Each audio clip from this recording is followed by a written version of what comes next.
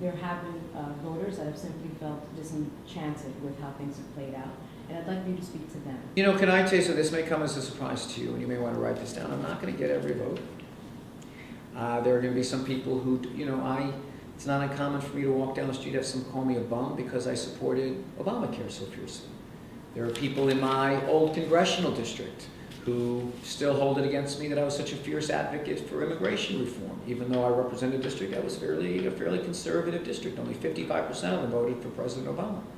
There are people that don't like me because of how fiercely I advocate for Israel. But I'd like you to speak to those voters. You see, but you're saying talk to the voters that don't like me for a particular reason? No, I'm saying the ones that did. The ones Okay, that came out and said, fine. The ones that Let me showed say it, up I'm and gonna say it. hosted roundtables and want you to be mayor. I would But say- now feeling a little less enamored. No, I understand. Well, I'm going to speak to those people, and I'm also going to speak to the people who wouldn't vote for me at all. I'm going to speak to the people who don't like that I advocated for national health care. Look, people have to make decisions for themselves about what animates them. I understand you're doing your job by asking about this element of the story, of the narrative, and you're free to do it. My conversation with voters is going to be about what they want to talk about. Right, and that's what I want you to Let me, do. if I can just try to squeeze and just Sure. try to get an answer. So the point that I'm making is that you can say, yes, there are people who like me or didn't like me, and you now say, well, it's because they're disenchanted. Or it could be about something else. It could be about something I've heard about me that's not true. Mm-hmm. Or it could be about a policy that I've got. All I can do as a candidate is treat this like a job interview.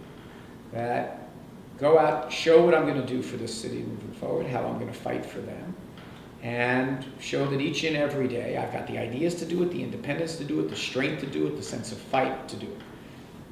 I don't think there's any shortage of me telling citizens who have watched me over the last couple of years. I've expressed my profound regret of the things I've done that have embarrassed myself and my wife.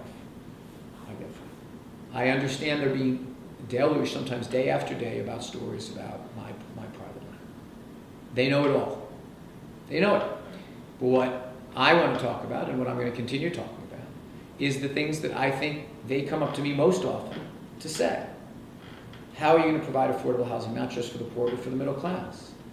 How are you going to take schools that have relied upon a certain generation of teachers that, because of the glass ceiling, were in the school system for years? Now we have to do much more to incentivize them to come into the system.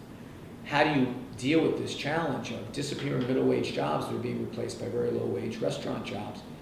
Those are the things people talk about, but I mean, what I would say to the citizens who are enchanted, disenchanted, or somewhere in between, if you want someone who's got good ideas, if you want someone who's got the independence to fight for them, someone that comes from a different place, they have one choice in this race.